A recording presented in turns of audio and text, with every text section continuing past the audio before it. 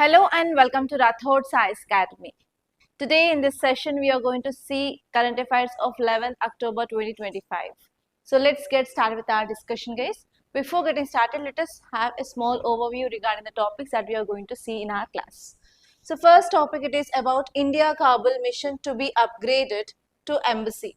So this article is talking about India-Afghanistan relations. So actually what happened here is, in Afghanistan, Taliban came into power. So from that time onwards, we are having all-time low relations between India and Afghanistan. Now again, Foreign Minister of this Afghanistan, he visited India and we are going to upgrade relations. So this article is very important from your GS paper 2 under international relations.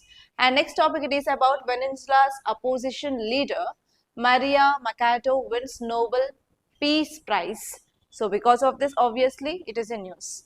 And next topic, it is about our Union Home Minister. He made a statement regarding these refugees and infiltrators. So here you have to know about who are these refugees and who are these infiltrators according to our Union Home Ministry. And this is very important from your security point of view, which comes in the GS paper 3. And there is one exercise that we are going to talk about, that is exercise Konkan. So we are going to see that. And next one, it is about hydropower project on this river Chenab get clearance. So here you have to know what is that project and how this project is important and what are the advantages of this project. And next one, it is about crime patterns. So NCRB released crimes report of 2023 in India.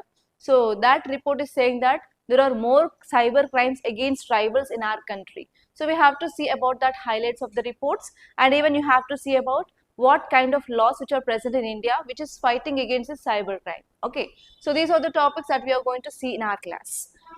Yeah guys, now see the title. India's Kabul mission to be upgraded to embassy. So this article is talking about what? It is talking about India-Afghanistan relations. From which subject it is important, guys? It is important from GS paper 2 under international relations. Right. So here, if you see this article, what exactly you have to see?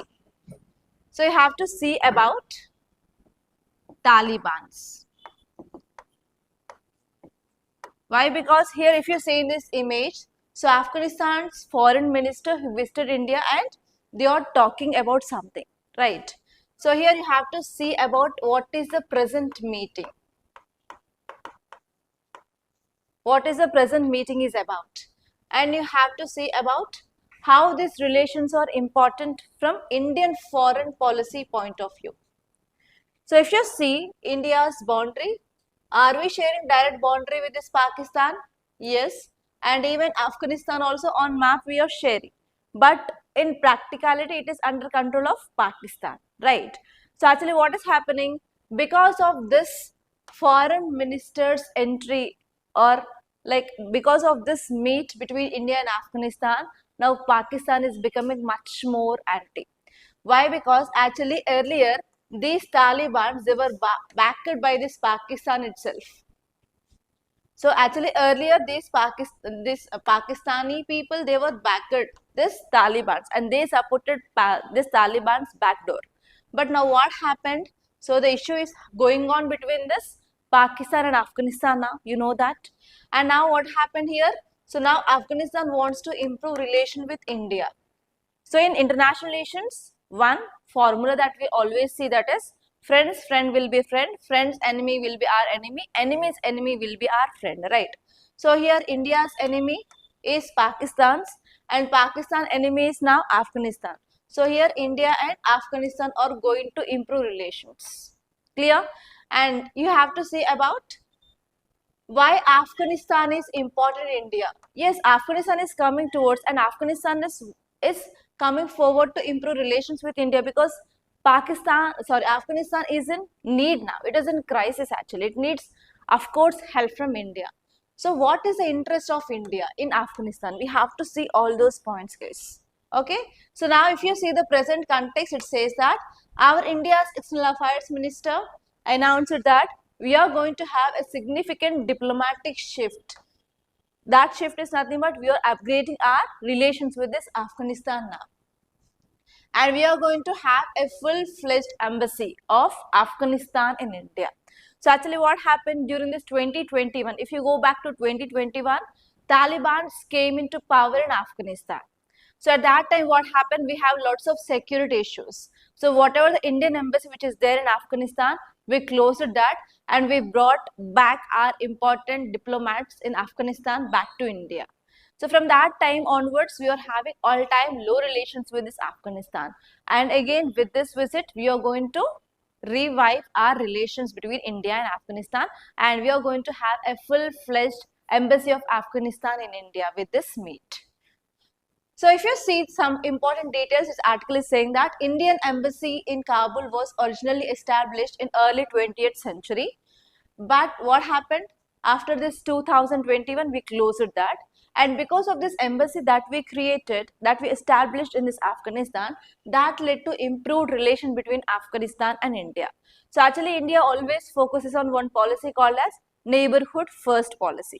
What is neighborhood first policy? We want to improve relations with our immediate neighbors, right? So Afghanistan is also one of our immediate neighbor. So under this policy, we are focusing on helping of this Afghanistan. So India came up with around $3 billion investments in this Afghanistan. Especially we are focusing on developing of infrastructure in Afghanistan, and not only that, even healthcare, education, water management, etc. in this pre-Taliban government. That is before 2021. And after this 2021, what happened? Because of security concerns, we evacuated all its diplomats from this Indian embassy in this Afghanistan. And now what happened? We are having very low relations. And now recently Afghanistan hit by what? Earthquake. Yes, we discussed that, right? So recently Afghanistan hit by the earthquake. So in that India provided some humanitarian aid. So from that time onwards, now again we are reviving our relations. And with this visit, completely we are going to have a full-fledged embassy in India. Clear? Okay, now let us see here with this meet and with this upgradation of our embassy status, what we are going to get. So first one here is we can go for deployment of diplomats. We can deploy our Indian diplomats in Afghanistan, and Afghanistan diplomats can be deployed in India. And next one here is we can expand our functions. We can expand our technical team visits between India, Afghanistan, and now onwards we can have regular political dialogues, and as well as consular services, economic negotiations, and even we are going for India-Afghanistan air freight corridor. So what is air freight corridor? Especially if you want to do the trade, how we can do the trade? How this imports and exports happens? We can use roadways, we can use railways, we can use waterways, and we can use airways. So the problem with this Afghanistan here is, so here we are sharing border here, right? So this is under this Pak occupied Kashmir. So can we directly connect with the roadways here? Can we directly connect with railways? So Pakistan will not give permission at all to use its Pakistan's land space or air space or water space. So what we are doing? We are reaching which country? We are reaching Iran, and we developed which port there? Chabahar port, and from there here we developed roadways and railways, and we are reaching Kabul in that way. So if you are having this freight corridor in this route, if you are bypassing this Pak occupied Kashmir, and if you are having this freight corridor, that too air freight corridor, we can improve further more trade, because in Iran also there is no proper stability, right? So issues are going on in this West Asian part. So for that, India is planning for India-Afghanistan air freight corridor for improving of trade. And not only that, we can also issue more medical, business, and as well as student visas for this Afghanistans to visit India. Okay, so these are the advantages of this present full-fledged status of embassy. And what is the importance of Afghanistan? You have to make a note here. So first one is Afghanistan is very, very important for India, because India is having a vision to become a regional leader and as well as great power. And to counter this China, we need to get support from different countries. So for that reason, we need Afghanistan. And second one is Afghanistan is strategically located in this Central Asia. So because of this good command of India in this Afghanistan can helpful for making India as a hub. for our regional and as well as international interest. And even Afghanistan has a major source of instability and terrorism. As you all know that between this Pakistan and Afghanistan, what is happening? Issue is happening because of one terror organization. What is that? TTP, right? So here, if you want to counter this terrorism, is obviously we need help of this Afghanistan government. And not only that, to get support for this Pak occupied Kashmir. For example, if you want to occupy, that is Indian government wants to occupy this POK, obviously we need help of this Afghanistan. Without help of Afghanistan, we can't occupy that POK. And next one here is Afghanistan is also having abundant natural resources. For example, it is having oil, it is having natural gas, minerals. So what happens? We can also get cooperation in these areas with this Afghanistan. And this one is Afghanistan and India also share mostly very rich cultural heritage. So for improving of people to people ties also we need Afghanistan. And not only that, for regional cooperation and as well as for connectivity purpose. If you want to connect the Central Asian region, we need to have this support of Afghanistan. For all these reasons, Afghanistan is very, very important for our country, guys. And you have to know about which kind of developmental projects India is doing in Afghanistan. So please make a note, guys. So India is investing around 3 billion US dollars in Afghanistan. So there we are focusing on, especially we built this Dalaram Zaranj highway. Dalaram Zaranj highway we built. And this one is, we also built Parliament building of Afghanistan. And also we built India-Afghanistan Friendship Dam. It is also called as Salma Dam. Salma Dam on Hari River. And this one is, we also came with Hard Province. And even we came up with these transmission lines. And India also built one multi-specialty children hospital in this Afghanistan. So in this way, India is investing a lot in developmental projects of Afghanistan. Okay, now let us see the next article, guys. Title says Venezuela's opposition leader Maria Machado wins Nobel Peace Prize for promoting democracy. Very, very important. So here you can use this article whenever you're talking about peace across the world. You can talk about women empowerment issue, and you can also use this article like how can we promote democracy across the world. So in all these three areas, you can use this article, guys. And if you see the context, it says that Norwegian Nobel Committee announced Venezuelan opposition leader Maria Corina Machado had been awarded Nobel Peace Prize for 2025. Why? Because she is very brave and she is very committed to peace. Actually, she wants to promote the peace, and for that, especially she did a lots of campaigns. And actually she is 56-year-old economist, engineer and former legislator, and she did tireless work promoting democratic rights for the people of Venezuela and had struggled to achieve a just and peaceful transition from dictatorship to democracy in this Venezuela. So Achal, do you know this Venezuela problem? Where is this Venezuela located? In which continent? Yes. So actually the problem of this Venezuela, if you go back to 1 year or 2 years back, there was hyperinflation in this Venezuela. What is hyperinflation? Very high cost of goods and services, and there is no value for the money.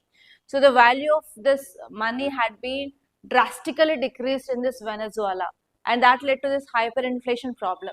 So in that tough times also, she fought tirelessly and she promoted democratic rights of this people of Venezuela. So because of this work, she got this award. And let us see the next article. Title says there is difference between refugees and infiltrators, says Shah. So what are the keywords here? Refugees is a one keyword and next one is infiltrators, another keyword. So who is Shah? Amit Shah. Who is he? Home Minister. So here whenever our important government delegates, if they are making any statements, that will be absolutely very important, right? So here what you have to see is, you have to see who are these refugees and who are these infiltrators. Now you guys tell me, even online students, please do comment like what is the difference between this refugee and infiltrators? Is there any difference? So who are refugees? Who are refugees? Think and tell me fast. Who are refugees? Why they come to our country? Examples of refugees in India. Myanmar. Okay, Rohingyas. Next. Bangladesh. Sri Lankan Tamils. Who are infiltrators then? Without valid documents. So why these refugees come, or why these refugees go to another country? What is the reason? For not okay, to save their life, they are coming outside of their country and they are entering into another country. Then what about these infiltrators? Why they'll come? To attack? To disturb the peace? Next, come on. To destroy economy. That means is these two category of people are same? Okay, it is not same. That is clear, right? So refugees are different and infiltrators are different. So now whenever government wants to do any help, to whom the government can give the help? Refugees or infiltrators? Refugees. So that is the thing exactly said by our Home Minister. Home Minister said that refugees, to save their life, they are coming out of their country and they are entering into another country. Infiltrators, for their economic gains, they are crossing the border and they are destroying the peace and stability in the another country. So these two categories of people are different. If government wants to do the help, they will be doing the help for these refugees, not for infiltrators. And he said one important statement that India is not Dharmasthala. So the statement he gave is India is not Dharmasthala. What is Dharmasthala? What is the meaning of, I am not talking about this Karnataka Dharmasthala. What is the meaning of this word Dharmasthala? Sthala means place. Dharmasthala means Satram. Okay, in Telugu we'll call it as Satram. It is not this Satram. We are not going to provide this free residence, free food for this infiltrators. So that is a statement which is given by our Home Minister. Let us see in detail what he is saying about. So he is saying that there is increasing of political tensions over electoral rolls revisions and as well as illegal migrations. So actually, do you know this Bihar voters issue? So what happened in this Bihar? Around 3.66 lakh voters' names had been removed in this voter list of Bihar. And Supreme Court also involved in this issue, and Supreme Court said that Election Commission should be transparent and accountable regarding this voter list. And Supreme Court also ordered this Election Commission that why you remove these names. So with that reason, you have to release district-wise poll list. So that is in the recent past. Okay, and even we have this problem of illegal migration in our country. So because of these two things, our Home Minister said that refugees are different, infiltrators are different. So actually, he said that recently we came up with a citizen policy. What is that? Citizenship Amendment Act of 2019. What is the Citizenship Amendment Act of 2019 says? From 3 countries, Pakistan, Afghanistan, Bangladesh, 6 communities are going to get citizenship. What are these? What are the 6 communities? Hindus, Buddhists, Parsis, Jains, Christians, Sikhs. No Islams. Okay, they are not providing citizenship for this Islam. Why not Islam? Because these 3 countries are Islam dominated countries. So because of this Islam will be not getting citizenship, but other 6 communities who are coming from these 3 countries, they are going to get citizenship if they entered India before 2014, right? Okay, so in this context, he said that yes, if India wants to do any help, India will help for these refugees, not for these infiltrators. So who are these refugees according to our Home Minister? He said that refugees are defined as individuals. Refugees are defined as individuals who are fleeing religious persecution, especially non-Muslim minorities like Hindus, Sikhs, Buddhists, Jains, Parsis and Christians from Pakistan, Bangladesh and Afghanistan. And Shaw also said that refugees are the ones who come to India fearing religious persecution. If they are having religious based discrimination in other countries, then they will flee into our country. Especially Hindus of Pakistan, Bangladesh, Afghanistan are having the same rights in India. So why? Because why the statement is said by this Amit Shah is, we have one pact called as Nehru-Liaquat Pact. Okay, Nehru-Liaquat Pact of 1950. So this pact says that Hindus who are present in these three countries, they have equal rights. So based on that, there is no discrimination. So that is the thing he mainly said. So why this pact came up? During this 1947, what we had, so we got independence. At that time, partition of India happened, right? So in that partition, what happened? Undivided India during this British period divided into India as well as East Pakistan and West Pakistan, right? So at that time, what happened? Many people, they don't have clarity, like whether they have to live in India or whether they have to go there. So what happened? Very huge mass migration happened during that period. So because of this, they came up with this Nehru-Liaquat Pact here, and this pact says that Hindus of Pakistan, Bangladesh and Afghanistan, they have same rights. Okay, so because of this, here our Home Minister said that yes, we are going to help this persecuted religious minorities from these countries, not these infiltrators. Then who are these infiltrators?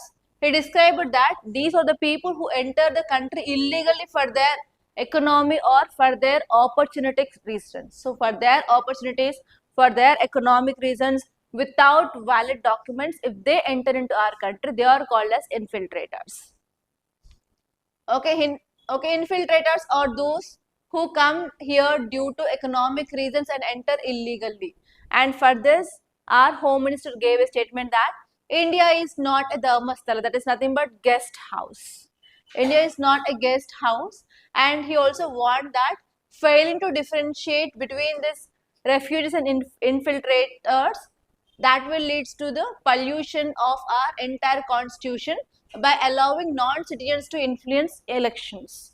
So what is happening here is illegal migration is happening, and they are getting this voter rights in our country, and they are involving in democracy.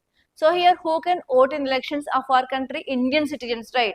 So if illegal migration is happening, if infiltrators are coming into our country, and if they are electing or if they are participating in these elections, in this democracy process, here our Home Ministry is clearly saying that it will violate or it will pollute our constitutional principles. We are not going to allow this. Okay, so that is a statement which is mainly made by our Home Minister. Clear?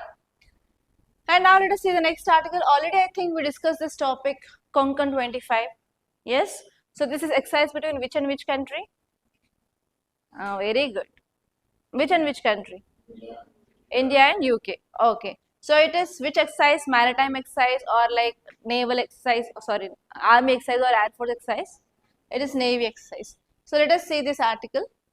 Just a brief recap of the things that we discussed. So actually it was first held in year 2004, and in 2025 edition we are having this exercise, and this is between India and UK now. And this exercise includes two phases. First one is harbor phase, second one is sea phase. In harbor phase, we are going to exchange information regarding ports, management of ports, advancements, and regarding sea phase, we are going for anti-air, anti-surface, anti-submarine drills. And actually it is part of India-UK Vision 2035. What is that India-UK Vision 2035? We are focusing on free, open and secure Indo-Pacific region. So this kind of exercises will helpful for increasing of interoperability and as well as shared commitment, guys. Okay, so online students, please do comment like, will have you recall this thing or not. Okay, and apart from this exercise, there are also other exercises are there between India and UK. So those are exercise Cobra Warrior, and we have exercise Indradhanush and Ajaya Warrior. So you have to make a note of this also. So you may get question like this: which of the following are the exercises between India and UK or India and France? Like that you will be getting this kind of questions in your prelims case. And see this article, guys. Hydropower project on Chenab gets clearance. So the name of this project is Sawalkot project. Please make a note here. Sawalkot, Sawalkot. So every year you will be getting questions regarding this rivers for sure in your prelims, guys. At least one question will be there for sure in this river system. So actually in 2023 there was a question, 23 or 24 there is a question like, so they gave one dam and it is present on which river? So you may also get this kind of question like, which of the following are the dam projects on river Chenab? This will be the first type of question. And second type of question is they may ask like, recently Savalkot project got clearance. On which river it is going to be constructed? So like that also you may get a question, guys. So you have to be very much careful about these rivers. Okay, now let us see this topic. And let us see the facts regarding the Savalkot hydropower project. So if you see this hydropower projects, we have two types of hydropower projects. For example, let us see that river is moving in this direction. So if you want to construct a dam, what we'll do? We will stop the movement of water and we'll create one reservoir. Okay. So on this movement of water, we'll create a reservoir and here we will construct a dam. So here we'll construct a big dam. The dam will have gates, and whenever we are opening these gates, what happens? Water will move at a very high speed, right? So whenever this water is moving with a very high speed, what happens? Whatever the turbines which are there here, the turbines will rotate and they will generate our hydroelectricity, right? So this is a method.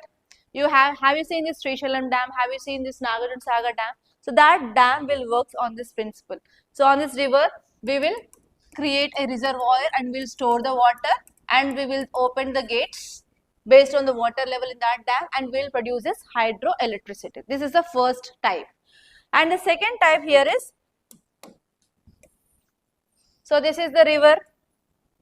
So on this river, we are not going to create any reservoir, but here we will try to arrange the turbines. So here itself we will arrange the turbines on this flowing river. So because of this movement of this river, these turbines will rotate obviously, and because of this rotation of turbines, that will generate hydroelectricity. Okay, so this kind of project is called as run-on river projects. Run-on river hydroelectricity project. That means there is no need of building reservoir and to store the water. So here directly based on the movement of water in this river, this turbines will be rotates and that will produce electricity. So actually the present Savalkot project, it is run-on river project. Why we are having these two kinds of project? There is certain thing that you have to remember. So if you say this Indus river, is that flowing only in our country? No, it is flowing between India and Pakistan. So in this Indus river, we have different tributaries. What are they? Beas, Ravi, Chenab, Satluj, Jhelum. So overall we have 6 important rivers in this Indus river system. So for this RBS, Ravi, Beas and Satluj, India is having rights to use that water, right? According to Indus Water Treaty. According to Indus Water Treaty, so in this Indus river system, which is having 6 important rivers, so 3 rivers are given to India and 3 rivers, ICJ. What is ICJ? Indus, Chenab and Jhelum are given to this Pakistan. So now what happened? So is that right to construct dam on this Chenab river, because the entire powers are given to Pakistan. So what happens is, whenever we are giving rights to other countries for utilization of water in this international rivers, we will go for only run-on river projects. That country will not give permission at all to construct a reservoir and to store water. Because what happens if there is any excess water or excess rainfall, suddenly if you open the gates, what happens? That low riparian country will be getting affected. Floods will happen in that country. Will they give permission for that? No, not at all. So for that they will give permission only for this run-on river projects. So now we are constructing this run-on river project on this river Chenab. Okay, clear? So now let us see some facts regarding this. So this Savalkot hydropower project, it is around 1856 megawatts run of the river project. So in this project, we will use only natural flow of the river with very little or with no water storage. Okay, that is one advantage of this run of the river project. And it is located on which river? River Chenab. And it is in Jammu and Kashmir now. So this project was initiated in the year 1984 itself, but we are facing multiple delays for this project because of this Indus Water Treaty. Always there will be no talks, no proper talks between India and Pakistan regarding this Indus Water Treaty. So that is the reason why from 1984 onwards we are delaying this project. And once this project is operational, so through this project we are expected to generate around 7,000 million units of electricity annually. So it will be like one of the largest hydropower projects of India. So as you all know that increasing of population, increasing of technology, there is increased demand for electricity. Can we stay without electricity for even a 1 hour? No, right? So for that what happened? We have to go for generation of more electricity. So if you are generating more electricity by using this thermal or coal, what happens? Is that good for our environment? Can we reach our INDCs? Can we reach our target of carbon neutrality by 2070? So for that, obviously, we have to go for renewable energy sources. So what are the renewable energy sources options which are there for our country? We can go for solar, we can go for wind, we can go for hydro. And actually, India is having very rich source of this hydropower because India is having 3 important river systems of Himalaya. Indus water we have, Ganga river system we have, and even Brahmaputra. What is the advantage here? There will be the very fast movement of water and the water flow will be perennial. Throughout the year we have this water in this compared to the peninsular rivers, right? So for that we want to utilize maximum from this Himalayan rivers, guys. So it is one example from that. And this one here is, it is also very important for strategical location as well. And next one here is, we are focusing on optimizing of this water resources and we are going for strengthening of India's energy security now through this project. Okay, now let us see the next article. See the title, Crime Patterns. The 2023 NCRB crime report shows rise in cyber crimes and crimes against tribals. So is there any subject which deals about this SCs and STs in your syllabus, yes or no? Where in your society and social justice, you have the separate topic of scheduled tribes and scheduled caste. So can you add this data there directly? So in your society and social issues, you have to add this report, guys. Very important article. And if you are getting this kind of NCRB reports, obviously you can expect a question. So if not directly question, you can use this data while you are writing your mains answer and as well as your essay, guys. Okay. Now let us see this article. So National Crimes Record Bureau released Crime in India 2023 report now. And it is saying that around 7.2% of rise of cases compared with of previous years, that is 2022. If you are comparing with 2022, in 2023 here, 7.2% rise of cases. So overall, the total crimes in India in 1 year is around 6.24 million cases. So now you can understand like how much burden you have if you are becoming an IPS officer.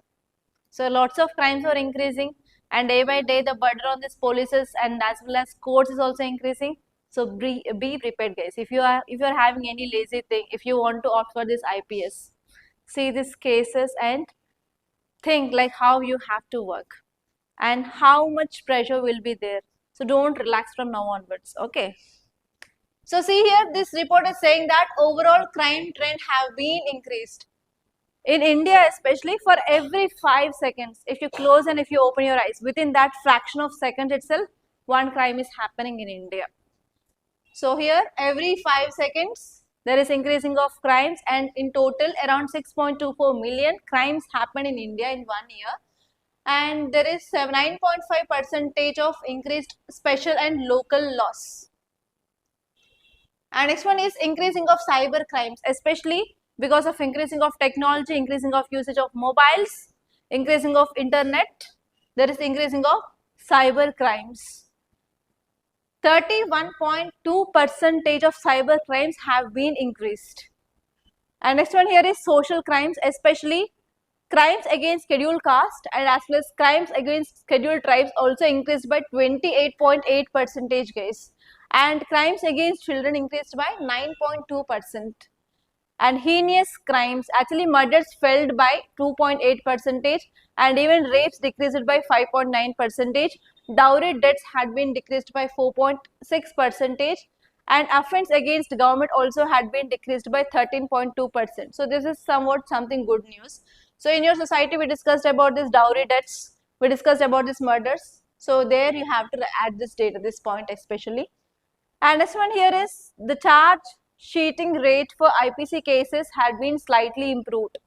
And actually, because of increasing of number of cases, obviously there is increasing of pendency of cases also happening in our country.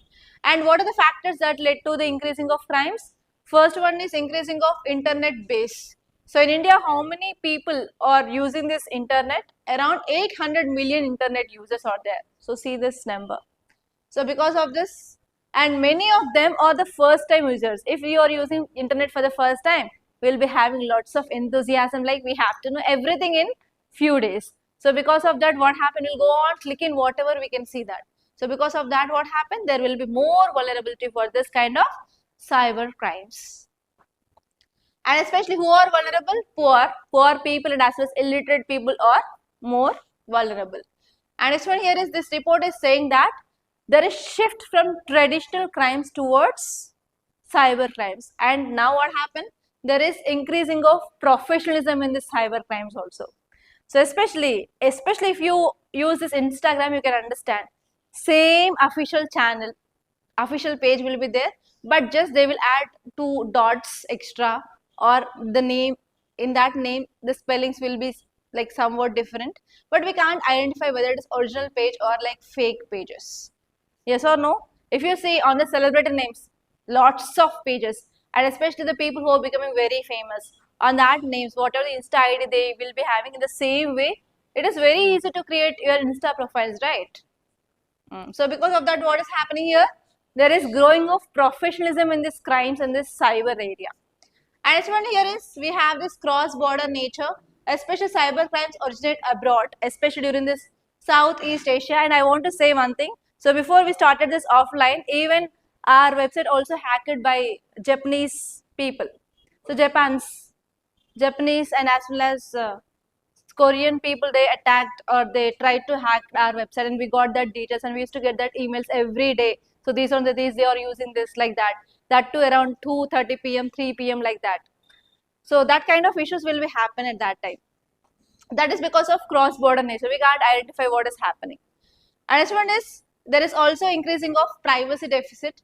And even nowadays, what we'll do here, if you're downloading any app, they will ask to give permission. Without reading all this, we'll just click on accept. Then what happened? They will be having access to your mobile phones, mobile phone numbers, whatever the data which is there in your phone. So because of that also, there is increasing of cyber related crimes. And what are the laws which are present in our country? Please make a note. The first one is, we have Information Technology Act, IT Act of 2000. And we came up with this Digital Personal Data Protection Act. What is this Digital Data Protection Act? Do you know this, about anything regarding this? No? Okay. So here, do you know about this MNC companies? So actually, we have KFCs. Do you know this KFC, McD, McDonald's? Yes. So those everyone knows. If I tell about IT, some people might be not knowing about that. So what happens if you're ordering any food in this KFCs or this McD's, you have to give your mobile number. So there they will be asking about your details, right? Email also, data also. So here, where is this parent company located? In another country. But here in our country, they have just opened their branches. But they are collecting data of Indians. Yes or no? So here, this Data Protection Act says that Indians' data should be stored in only India. Indians' data should not stored in that parent country. Why? Because if there is any issue regarding that, if we want to file the case or if you want to investigate that case, can we apply Indian laws if that information is stored in other country? No. So for that reason, we came up with this Digital Personal Data Protection Act. This act which says that especially MNCs companies, if they are collecting data of Indians, they have to store that data in India. They should not store our Indian data in other countries. So in this way, we are protecting our Indians' data, guys. And even this data, this act also says that only collect non-personal data, not personal data. So what is personal data? So if you give your name and if you give certain details, so if they can identify you, that is called as personal data. They say that only you have to collect non-personal data, not personal data. So in this, through this act, Government of India came up with some stringent provisions regarding data privacy. And next one here is we have certain, very important, Indian Computer Emergency Response Team. So this response team will respond immediately regarding the cyber related crimes in India. And apart from that, we have National Critical Information Infrastructure Protection Centers, and as well as we have I4C. I4C is nothing but Indian Cyber Crime Coordination Center, and also we have Cyber Swachhata Kendras. So these are certain institutions which are focusing on improving of cyber security in our country. And apart from that, we are also having some strategic initiatives like Bharat National Cyber Security Exercise. So in this way, government is trying to improve cyber security in India. But despite of all the steps, even though there is rising of cyber crimes because of rising of professionalism in this cyber security. Okay, so these are the important topics that happened in our today's in the newspaper. While I'm concluding, thank you so much guys for watching, and please do like this class and share this class, and don't forget to follow us on our Telegram where we are providing PDF of this class and as well as mains question, and even in Instagram also we are providing daily one prelims based question with answer and as well as mains answer, mains model question, and as well as current affairs in short guys. Thank you so much for watching.